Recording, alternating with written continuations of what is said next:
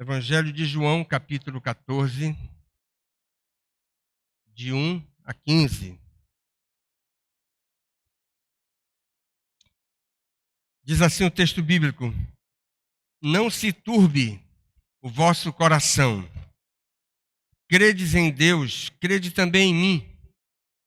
Na casa de meu pai há muitas moradas.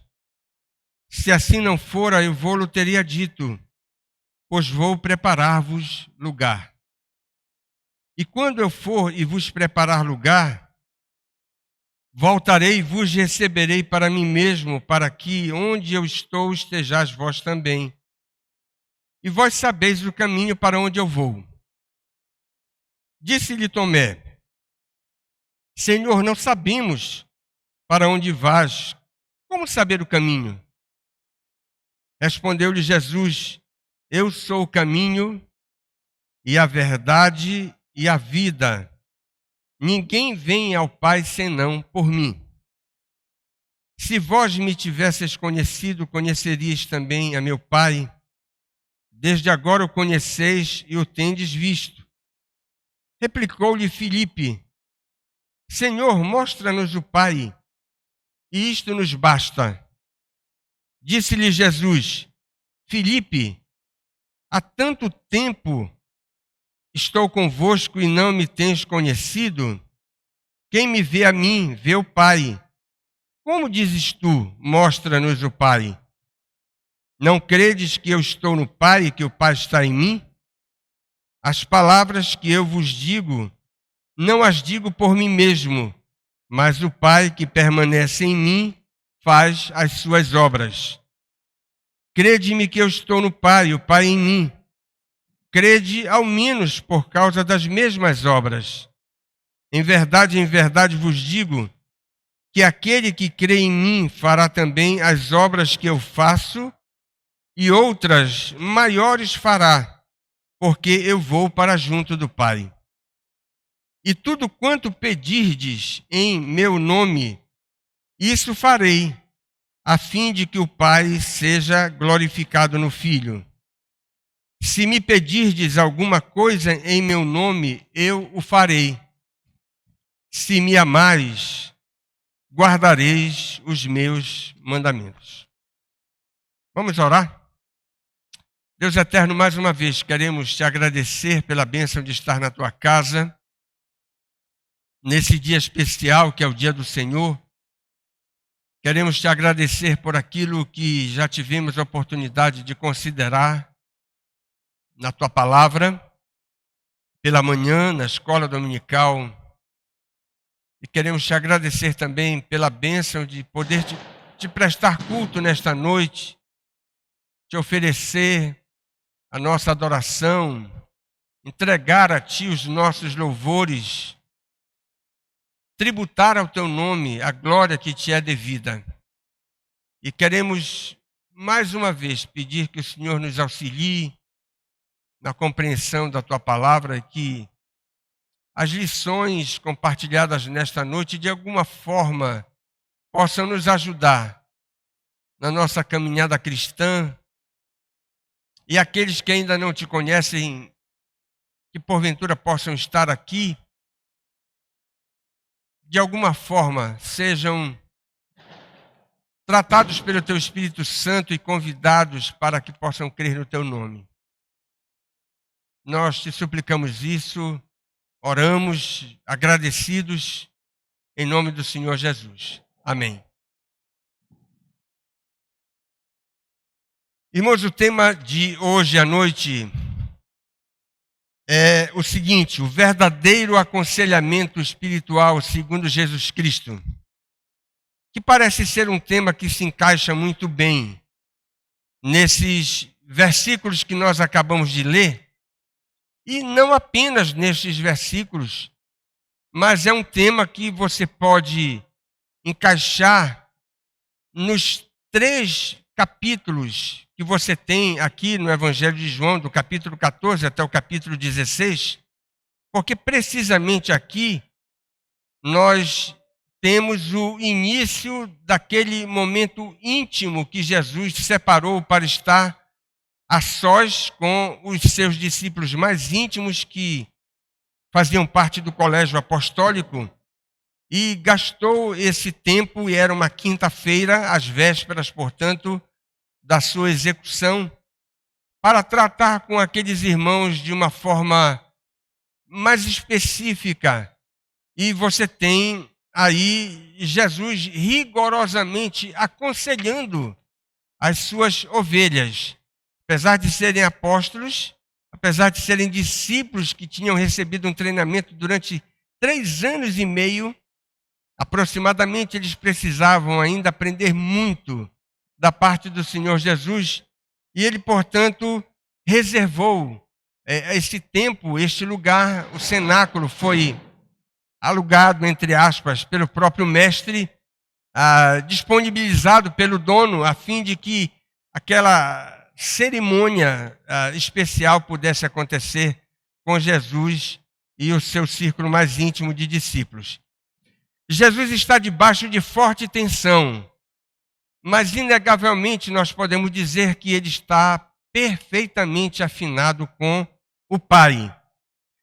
Já por 2 vezes no Evangelho de João, Jesus havia dito para os seus discípulos que ele estava com a sua alma profundamente angustiada.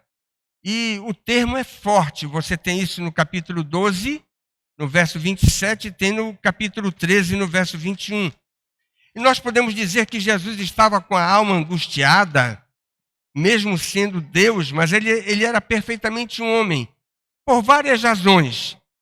Os incidentes que estavam acontecendo às vésperas da sua execução certamente produziam no seu íntimo, no seu coração, essa angústia que nós não sabemos descrever direito.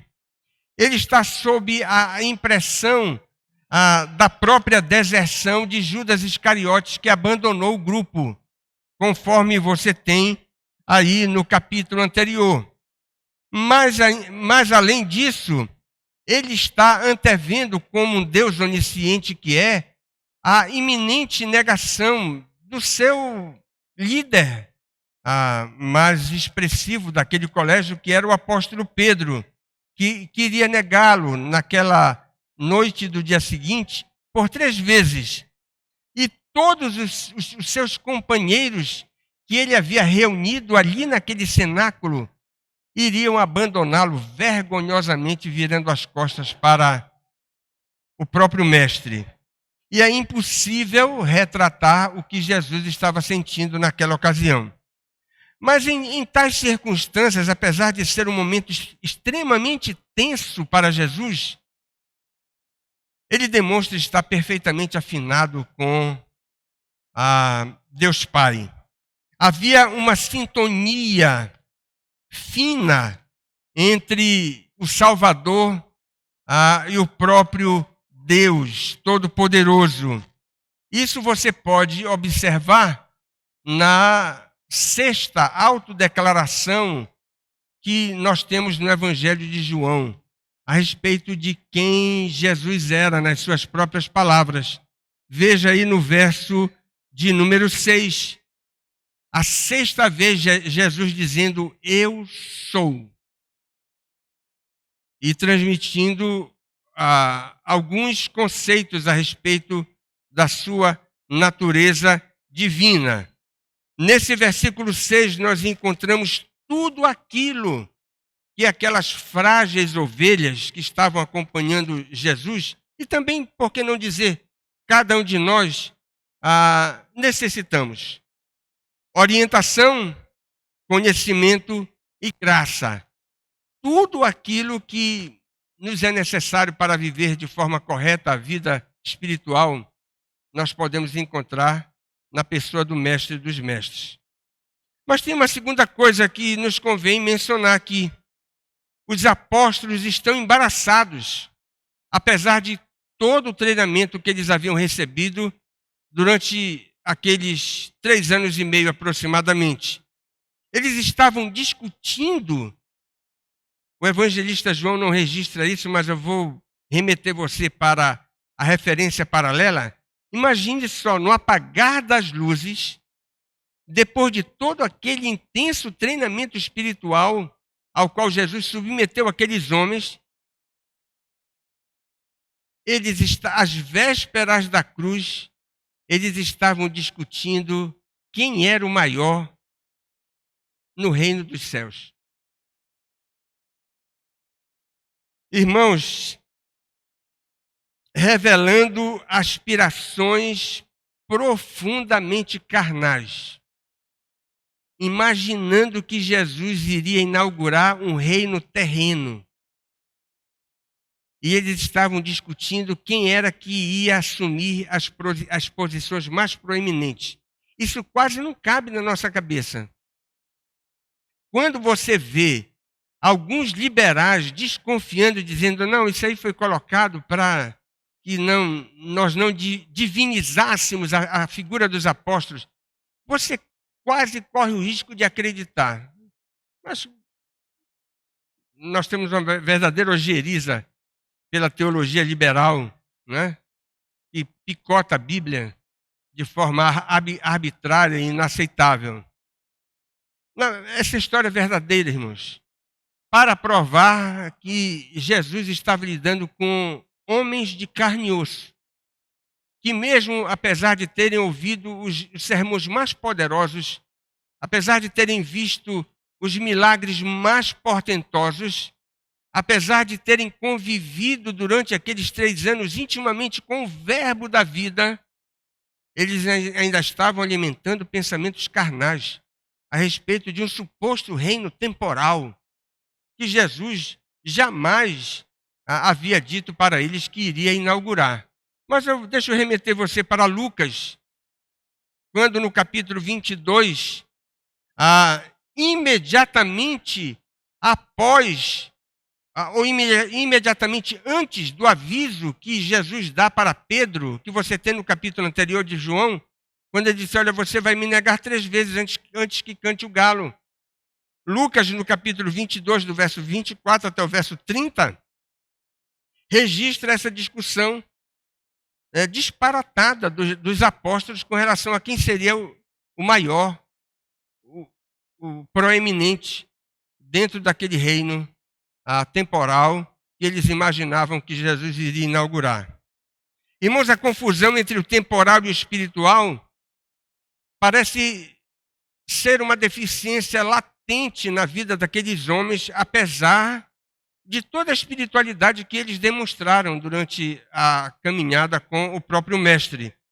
Não é sem razão que o próprio Senhor Jesus tenha reservado um tempo especial para estar com eles ali naquele espaço, naquela sala emprestada, a fim de trabalhar na mente deles que havia um projeto infinitamente superior àquele que eles estavam alimentando nas suas mentes limitadas.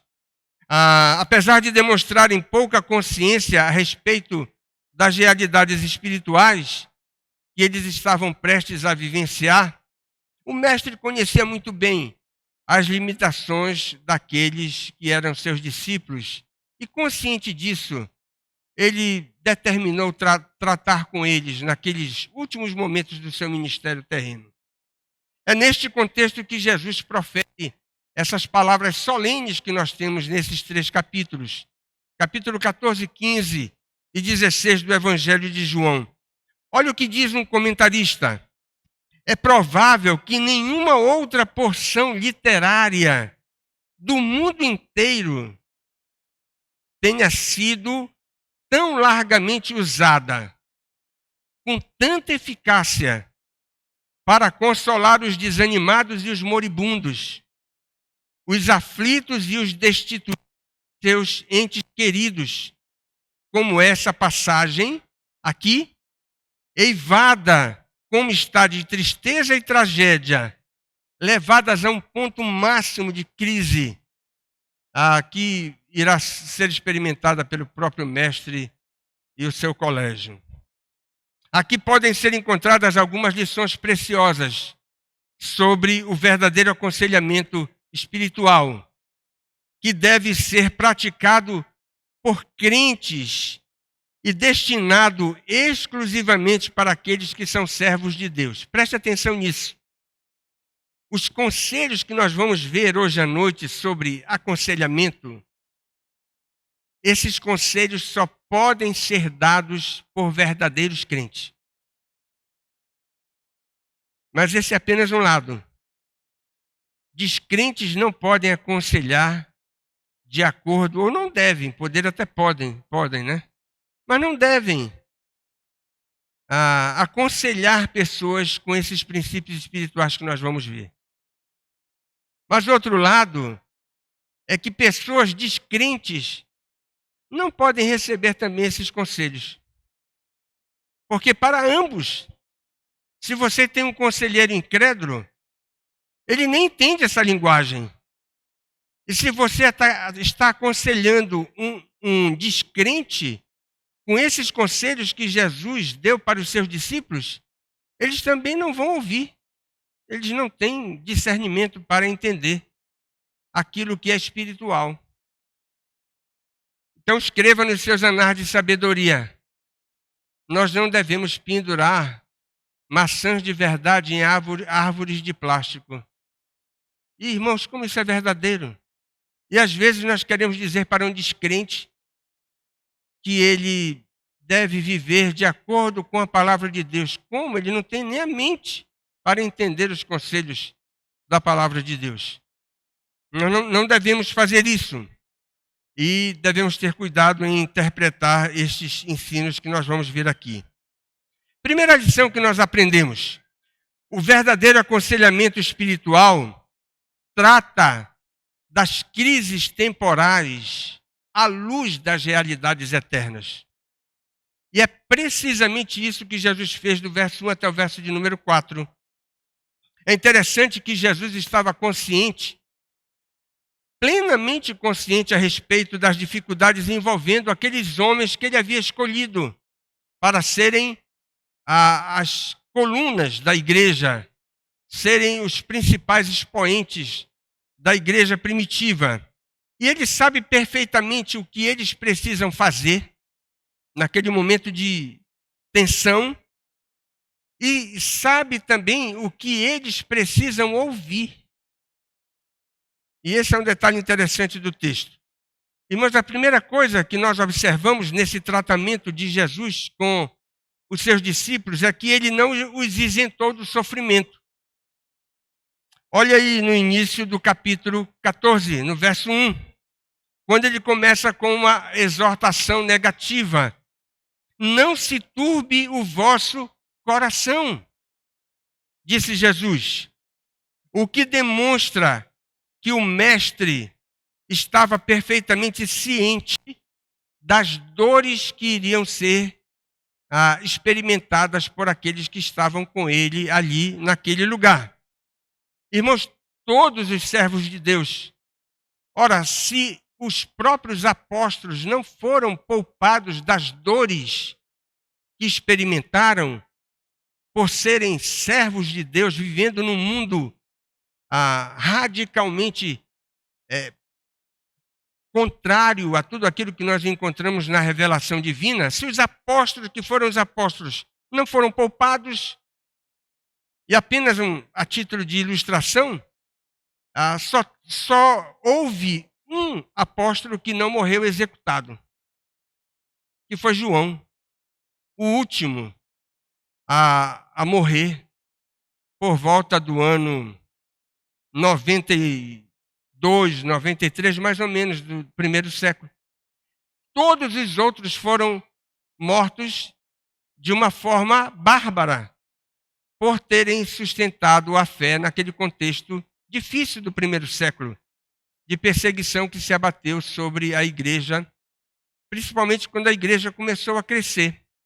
E nós aprendemos nas Escrituras que Deus não poupa aqueles que são membros da sua família da experiência do sofrimento. Quero dar 2 versículos para você. Filipenses 1, 29. E 2 de Timóteo 3, 12.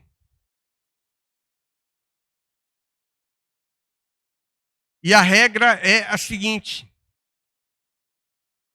a matemática divina. Quanto mais consagrado for o servo, maiores sofrimentos estarão à sua espera. Quanto mais consagrado for o servo, mais sofrimentos estarão à sua espera. É o que nós aprendemos da Bíblia. Irmãos, há três fontes básicas de sofrimento: a carne, o mundo e aquele que é o adversário das nossas almas, o diabo. Nós aprendemos também que Jesus, ao tratar com eles, os desafiou à fé. Há uma disputa aí sobre o tempo verbal que você tem na segunda linha do verso 1. F.F. Bruce diz o seguinte: é impossível ter certeza se a primeira ocorrência do verbo aí está no indicativo, credes em Deus, ou se está no imperativo, crede em Deus, sem o S. Mas é mais provável que seja no imperativo. Crede em Deus, crede também em mim. Conforme você tem na segunda linha, com certeza é o imperativo.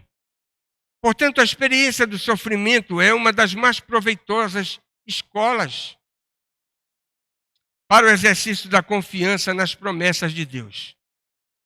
Você pode observar que essa é a regra do Antigo Testamento e não vai ser diferente também no Antigo Testamento. Agora, preste atenção. O sofrimento é a melhor escola para nós desenvolvermos a nossa confiança na pessoa daquele que nos permite passar por essas situações. Mas deixa eu fazer uma pergunta para você. Será que isso significa dizer que todo crente que passa pelo sofrimento aprende?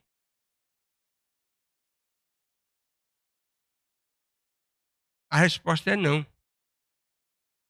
O aprendizado no meio do sofrimento é algo relativo. Lamentavelmente, há pessoas que sofrem como crentes. E às vezes sofrem muito, mas não conseguem derivar benefícios espirituais. Aprendizagem não melhoram ao passarem pelo sofrimento. Deixa eu fazer uma ilustração, deixa eu aplicar isso. Você quer ver um teste se o namoro é bom? Silvinho, bora aplicar isso logo aqui de cara, né? Você quer testar se o namoro é bom? É simples. Os dois que estão namorando melhoraram? Aí o pastor Hugo vai dizer assim: olha, depois que o Silvio começou... Não é verdade, ele não falou sobre isso, né? Mas já imaginou? Olha, depois que o Silvio começou a namorar com essa menina, lá em casa ficou... A casa se transtornou. E aí, sabe o que a gente vai dizer? Meu irmão, se o namoro atrapalha, piora você, eu não tenho o que dizer outra coisa. Acaba com esse namoro. Não é bom.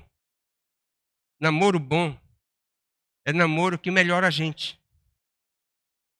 Sofrimento que nos abençoa é sofrimento que melhora a gente. Já pensou sofrimento que lhe tira da oração? Sofrimento que faz você não ler mais a Bíblia? Sofrimento que faz com que você fique azedo, amargo e trate as pessoas como você nunca tratou? Agora você fica dando coice nas pessoas por causa do sofrimento. Então você não está aprendendo. Preste atenção, sofrimento que é uma bênção para nós, é aquele sofrimento que nos melhora, nos torna mais doces, mais amáveis, mais interessados em oração, mais ávidos pela palavra de Deus, mais humildes, mais dependentes. E não o contrário. E olha, os apóstolos precisavam passar por sofrimento para que eles pudessem aprender. Ninguém é tão grande. Ninguém é tão grande. Ah, mas agora eu já estou com 50 anos. Vai aprender, meu irmão. Ah, mas eu estou completando 60 anos de crente. Você ainda está na alfabetização. Só vai chegar no ensino fundamental quando você for transportado daqui, né? Todos nós, por mais que já tenhamos uma larga história na vida cristã, ainda precisamos aprender muito mais, infinitamente mais do que tudo aquilo que nós já sabemos. Com os apóstolos foi assim. Como é que vai ser diferente conosco? Né? A escola do sofrimento é uma escola para fazer com que aqueles que passam por essa experiência cresçam. E os apóstolos foram desafiados por Jesus para exercitarem essa confiança. Jesus os transportou então para a eternidade. E há alguma confusão aí no entendimento dos versos 2 e 3. Há quem pense que Jesus está falando, dizendo o seguinte, nos versos 2 e 3. Na casa de meu pai há muitas moradas, se assim não for, eu vou-lhe teria dito, pois vou preparar-vos lugar. E quando eu for e vos preparar lugar, voltarei e vos receberei para mim mesmo, para que onde eu estou estejais vós também. E alguns dizem assim, Jesus está falando aqui, animando o coração deles, porque ele vai reencontrá-los após a ressurreição. Não é. Outros interpretam aqui que Jesus está dizendo, olha, nós vamos ter um outro encontro maravilhoso, mas vai ser naquele momento quando eu vou derramar sobre a igreja o poder do Espírito Santo no dia de Pentecostes. Também não é. Não é essa a interpretação. Aqui, claramente, você tem Jesus falando de uma comunhão excepcional que nós vamos experimentar apenas quando nós estivermos na plenitude daquele estado que o próprio Deus tem reservado para nós após a segunda vinda de Cristo. Essa é a promessa que nós temos aqui. Há uma comunhão de caráter permanente com aquele que é o nosso Salvador. Livres, completamente livres dessas limitações que nos atrapalham aqui de viver a vida cristã como nós gostaríamos de viver. Nesse lugar de plenitude que Jesus foi preparar para nós, e o Evaristo antecipou isso aqui na liturgia, é um lugar onde nem olhos viram, nem ouvidos ouviram, nem jamais penetrou em coração humano o que Deus tem preparado para aqueles que o amam. E preste atenção, que essas palavras que você tem lá na primeira carta de Paulo aos Coríntios, capítulo 2, verso 9, elas não são da lavra do apóstolo. Ele está copiando o profeta, citando uma realidade que já fazia parte da crença daqueles que eram servos de Deus no Antigo Testamento. Na verdade, Paulo estava sendo o eco da verdade. E é melhor ser o eco da verdade do que a voz da mentira. Irmãos, aqui nós temos, portanto, Jesus transportando a mente daqueles homens para a eternidade. Mas alguns podem dizer, bem, mas quem está passando por sofrimentos aqui nesta vida quer ouvir palavras de consolo de tal maneira que a pessoa possa ter o consolo de que vai passar logo. Não podemos garantir isso. Né? Às vezes o sofrimento se estende por toda a vida. E, irmãos, não é nenhuma atitude escapista tentar consolar aqueles que sofrem com a realidade da eternidade. Porque esta é a maneira bíblica que você tem em muitos lugares. Na própria Escritura. Um dos recursos mais comuns que você encontra na palavra de Deus é o consolo daqueles que estão passando por dificuldades temporais, com a promessa de que há um futuro garantido, certo, que podemos contar com absoluta certeza de que nós estaremos longe das dores que nos afligem aqui neste mundo. E talvez esteja dizendo assim, mas me dê uma prova então disso. Abra lá 1 Coríntios capítulo 15, verso 19. Irmãos, o apóstolo Paulo diz, se a nossa esperança em Cristo se resume apenas a esta vida, ou seja, se Jesus é o nosso Salvador apenas para colocar um fim nas nossas dificuldades temporais, ele completa, nós somos os mais infelizes de todos os homens.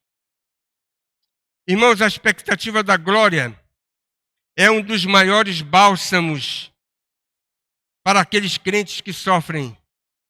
Pensar no mundo por vir.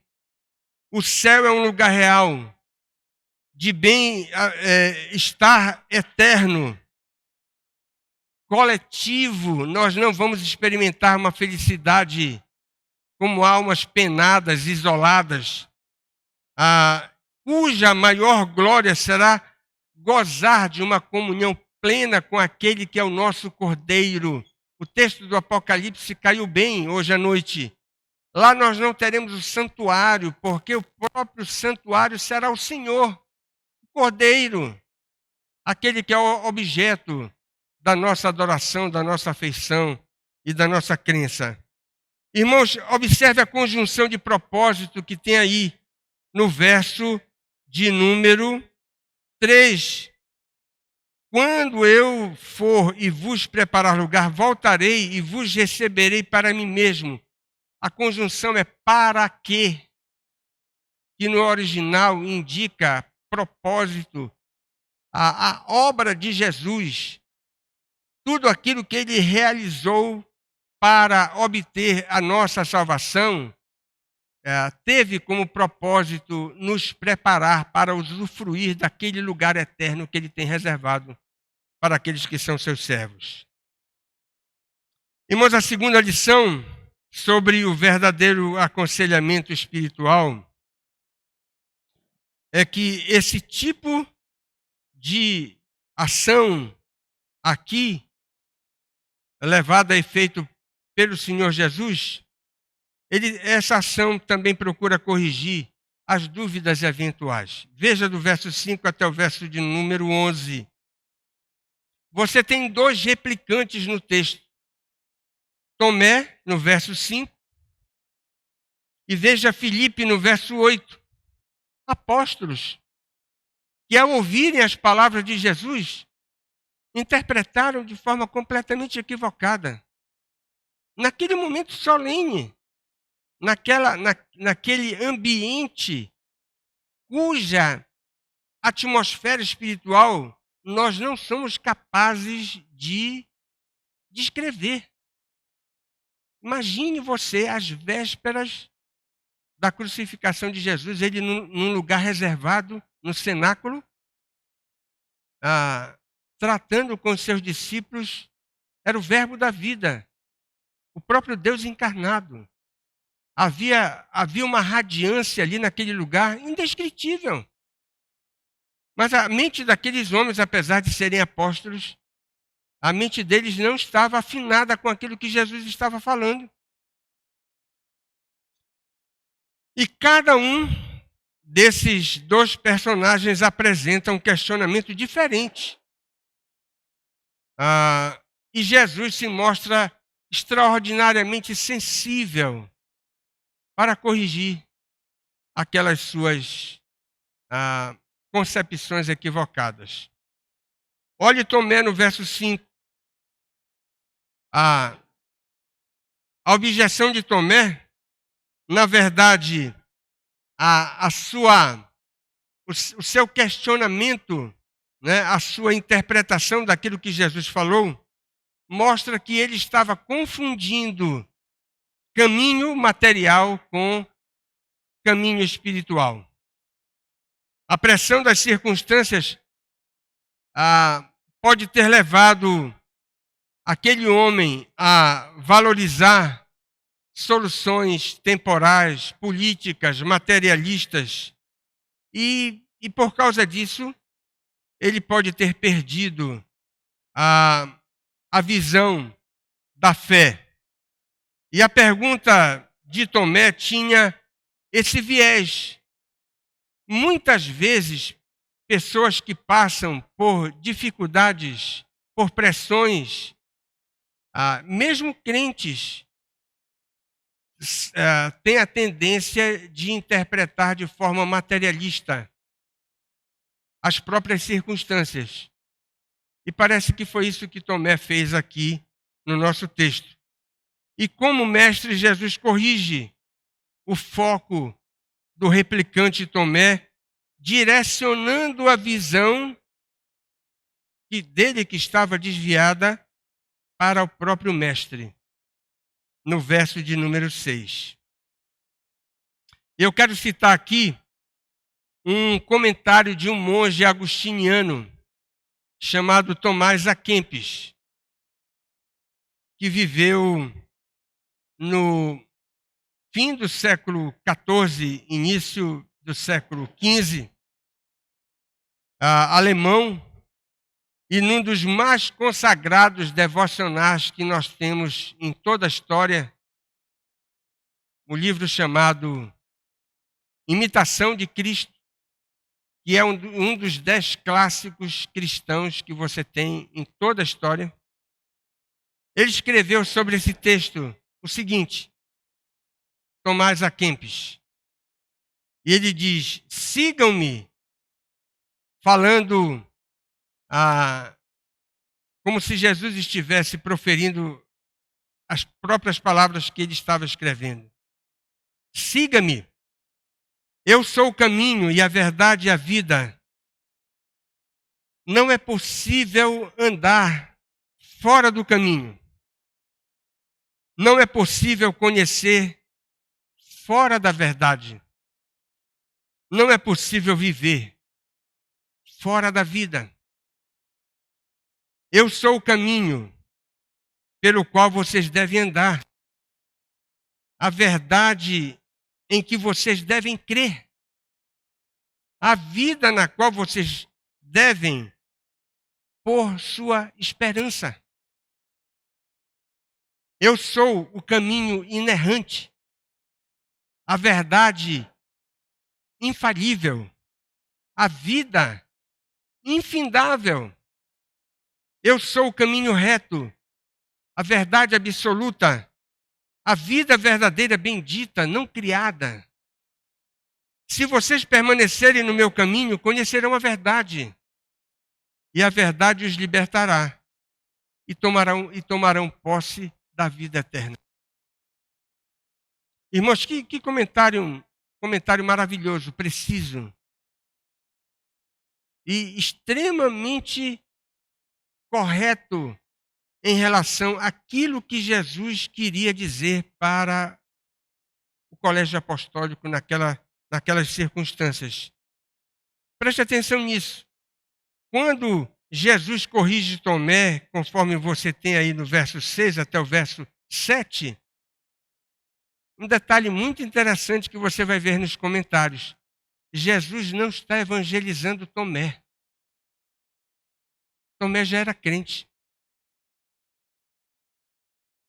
É um detalhe muito interessante.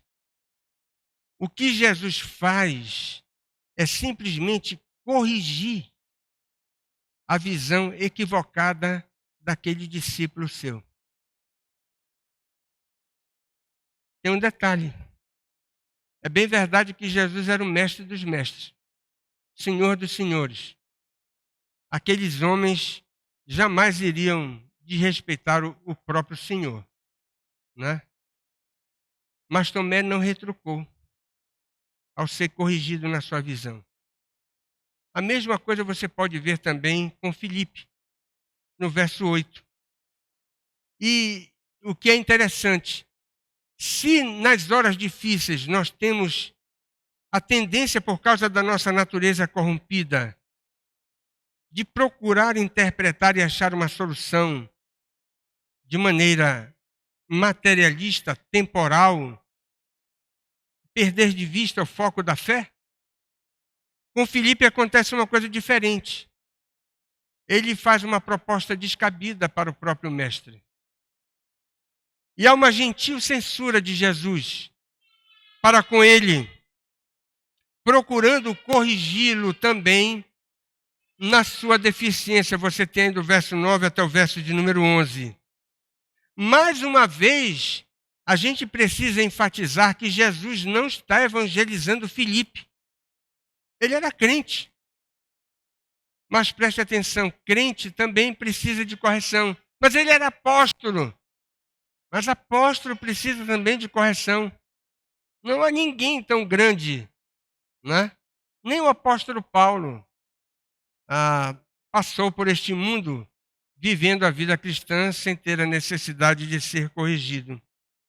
Irmãos, aqui há uma lição preciosa.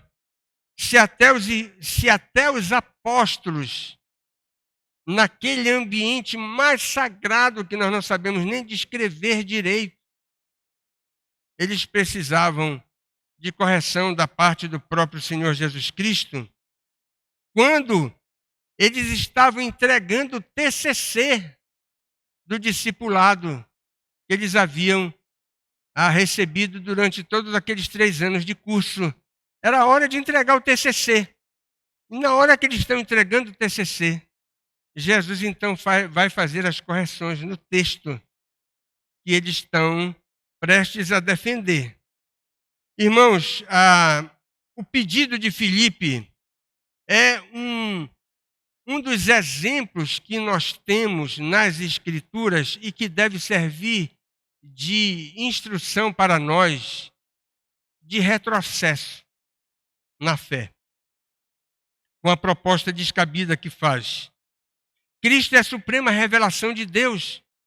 Como é que Filipe pede para Jesus: Senhor, mostra-nos o Pai, isso nos basta? Irmãos, que pedido completamente fora de ordem.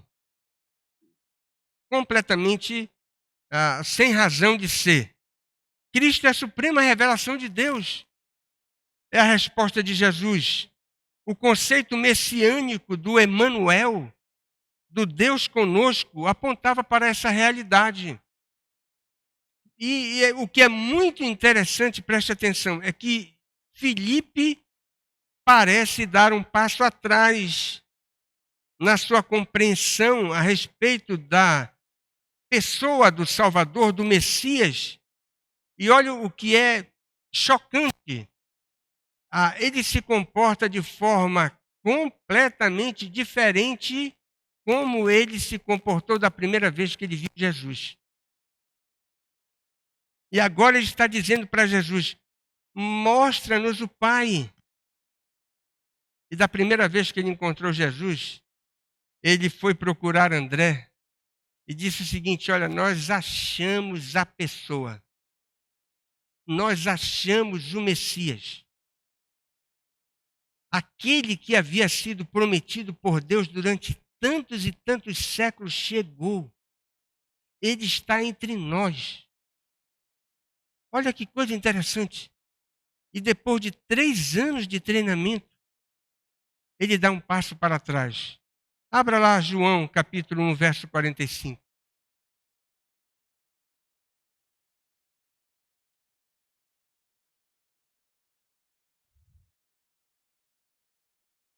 Essa foi a primeira vez que Filipe encontrou Jesus. E ao encontrar Jesus, ele procura Natanael. Eu falei André, perdão. Natanael, a quem disse: achamos aquele de quem Moisés escreveu na lei. E a quem se referiram os profetas?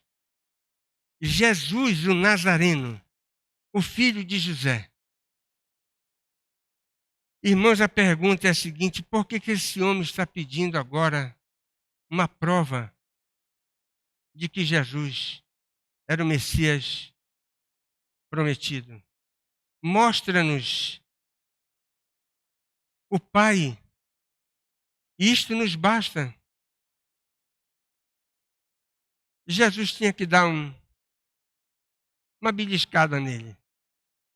E é o que você tem aí com todo carinho, do verso 9 até o verso de número 11. Irmão, gente grande precisa de correção. Não só crentes que se converteram ontem. Novos convertidos precisam ser instruídos, não é? Porque às vezes o novo convertido diz: não está escrito na Bíblia? Faz por ti que eu te ajudarei. Não é? Você acreditou nisso algum dia? Não é? Não está escrito na Bíblia: faz por ti que eu te ajudarei. E aí você que está discipulando a pessoa que se converteu, chegou na igreja, você vai ter que dizer com todo carinho: olha, não existe isso na Bíblia, faz por ti que eu te ajudarei. Novos convertidos precisam ser corrigidos, mas velhos convertidos também precisam.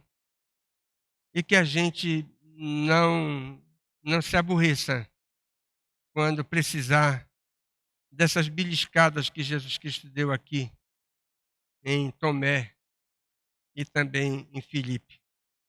A última lição, irmãos: o verdadeiro aconselhamento espiritual sempre remete os discípulos aos desafios da vida cristã. Olha aí do verso 12 até o verso 15.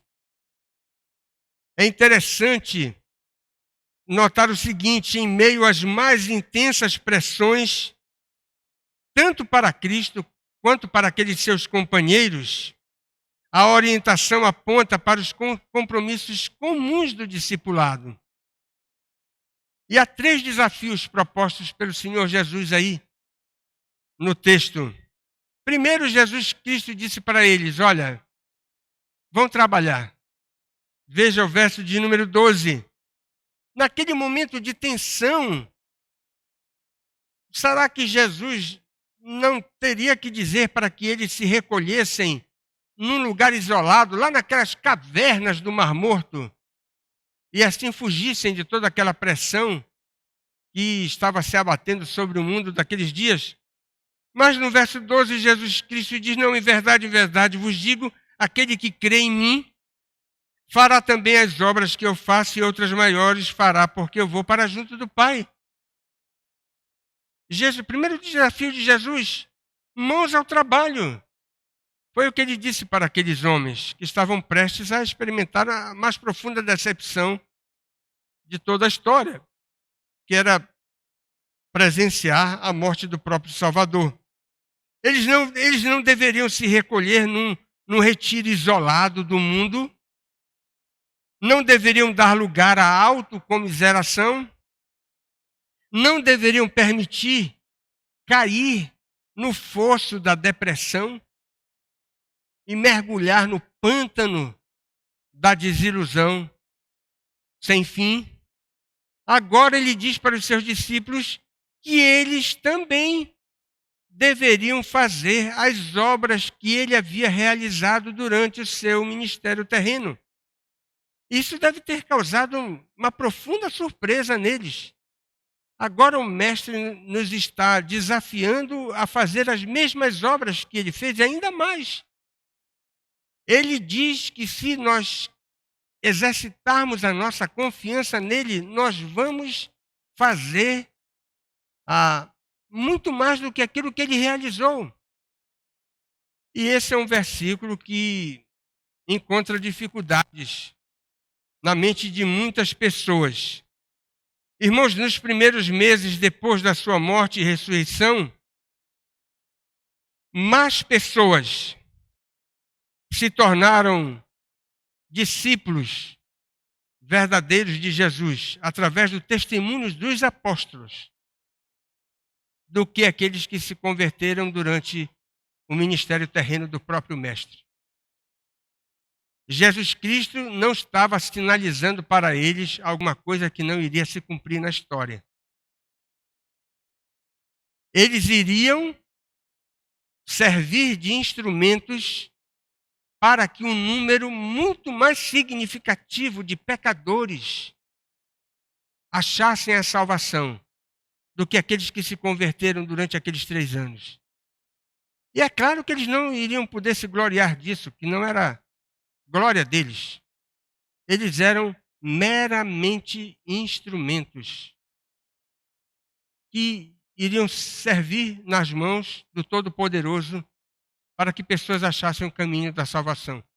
Irmãos, que motivo maravilhoso, né? E parece que às vezes nós precisamos abraçar isso e não mergulhar numa atitude ociosa, intimista, né? De reclusão. Muitas vezes nós precisamos enfrentar as dificuldades que nos cercam, superar o sofrimento que Deus nos permite experimentar neste mundo, trabalhando para que as fronteiras do reino de Deus se ampliem. Até por uma questão de saúde psicológica, porque se nós ficarmos pensando só no sofrimento que nos abateu, nós vamos enlouquecer. E Jesus conhecia muito bem a natureza humana. Quando ele remete aqueles homens que iriam passar pelo sofrimento para o trabalho, ele estava fazendo com que a mente deles pudesse se descolar da dor que eles iriam experimentar. Irmãos, que sabedoria do mestre. Mas ele os desafiou à oração. Veja o verso 13 e o verso 14. E essa é uma das mais extraordinárias afirmações que nós temos de Jesus Cristo em todos os evangelhos. Você tem aí: e tudo quanto pedirdes em meu nome, um cheque em branco. Isso farei a fim de que o Pai seja glorificado no Filho. Se me pedirdes alguma coisa em meu nome, eu farei. São versículos difíceis, de difícil interpretação. Como é que nós devemos entender essas palavras? É de fato um cheque em branco da parte do mestre para os seus servos naquela... E quem não gostaria de receber um cheque como esse? Só tem um detalhe, que muitas vezes aqueles que querem esse cheque para colocar os seus valores e os seus zeros não prestam atenção num detalhe que aparece nos 2 versículos. Você tem que preencher o cheque como se o próprio mestre estivesse escrevendo o valor. Isso significa dizer, olhe lá no verso de número 13, e tudo quanto pedirdes e que esteja na sua cabeça, não é. Tudo o que você pedir, como se Cristo estivesse pedindo através de você. Aí o cheque, ele é compensado, não é? Se você escrever no cheque alguma coisa que Jesus não escreveria, o cheque vai voltar carimbado, né, Edilande? E o código vai ser aquele 11, terrível. Sabe qual é o código 11? É 11? Código 11 é sem fundos. Então você recebe um cheque em branco, todos nós recebemos, mas você vai ter que preencher de acordo com a vontade daquele que assinou o cheque, que assegura a compensação do cheque. Veja o verso 14. Se você pedir alguma coisa no seu próprio nome, o cheque volta. E novamente o carimbo é 11, sem fundos. Você tem que preencher o cheque de acordo com a vontade de Deus. Em nome aqui de Cristo significa dizer, como se o próprio Jesus estivesse preenchendo o cheque. Irmãos, que promessa maravilhosa! Este é o segredo. Pedir o que o Salvador pediria, para mim, é a garantia que eu vou ter a compensação dos meus pedidos. Irmãos, e quanto a isso, há falhas frequentes na vida cristã de muitos daqueles que professam a fé. Não apenas nos dias de hoje, mas em toda a história. Eles leem esses versículos e não levam em consideração a vontade de Deus. E procuram receber aquilo que não é a vontade de Deus para a vida deles. Preenche o cheque de forma errada. E sabe o que é que diz Tiago? Tiago diz que quando nós fazemos isso, nós não recebemos o sim de Deus. Mas tem uma coisa pior. Uma coisa pior é não preencher o cheque. É pior. Pior do que preencher errado é não preencher o cheque. Você tem um cheque em branco, irmão. E você não presta atenção nisso. Da parte de Deus, o que é que isso significa? Cheque em branco é o cheque da oração. E você não ora. Vive a vida cristã sem orar. Como assim? Não, eu oro de manhã agradecendo o café. No almoço eu oro agradecendo o almoço. E no final do dia eu agradeço o jantar. Irmão, só isso? Só isso? Irmãos, pior do que preencher errado o cheque é não orar. É você ter a possibilidade de receber a bênção de Deus para você e você como que desprezou o cheque. Que coisa terrível. Que sinal estranho de descrença. Como se você não acreditasse na possibilidade daquele cheque ser compensado. É terrível. Né? Viver sem orar é uma coisa absurdamente chocante.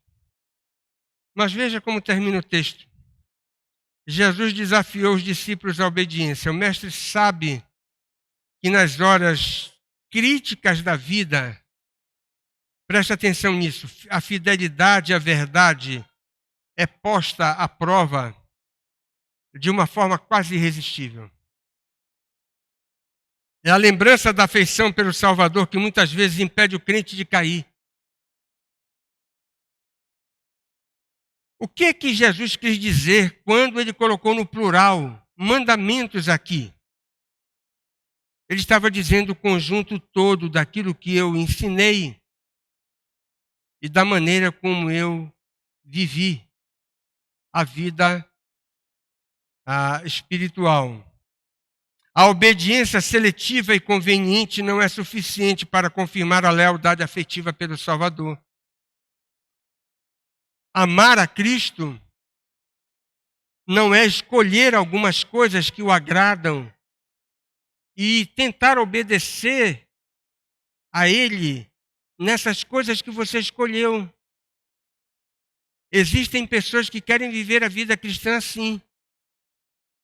Não querem abraçar o pacote todo do discipulado.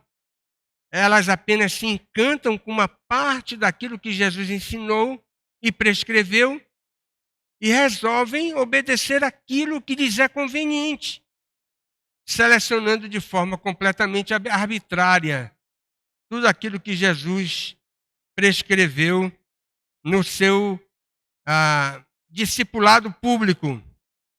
Irmãos, há imperativos morais sérios que precisam ser observados. Nós não podemos seguir a Cristo e vivermos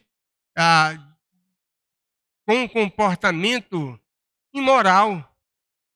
É incompatível com a fé, a imoralidade.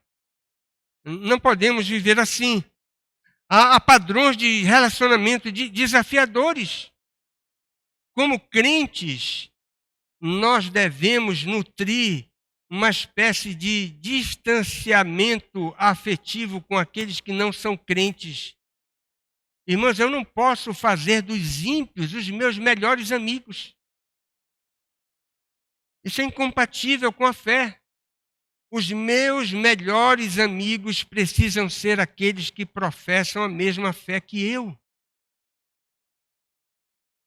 E esse é um laço que muitas vezes você vê alguns crentes caindo, né? Estabelecendo comunhão com pessoas de fora da igreja.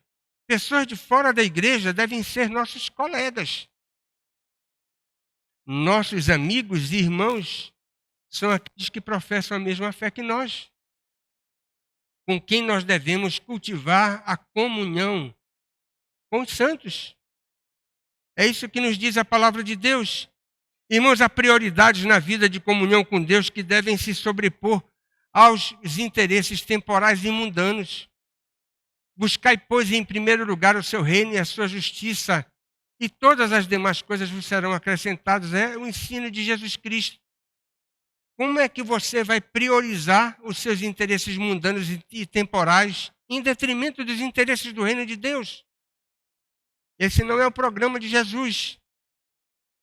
Irmãos, a espiritualidade da igreja primitiva, ela ilustrou de forma espetacular isso que Jesus requer aqui neste último versículo, no versículo 15. A igreja primitiva amou profundamente o Salvador. Sabe por quê? A igreja primitiva se comprometeu com toda a sua agenda, com toda a agenda do Mestre.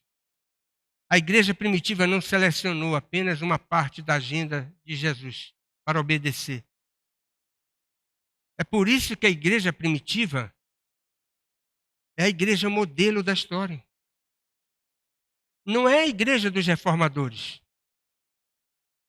É a igreja primitiva. O maior modelo de vida cristã na história é aquela igreja do primeiro século, comprometida com toda a agenda do Mestre. Irmãos, quais as aplicações disso para nós? Você costuma consolar os seus irmãos em Cristo, fazendo com que eles pensem nas realidades eternas? Que tipo de recurso você usa para resolver as dúvidas daqueles que recebem os seus conselhos?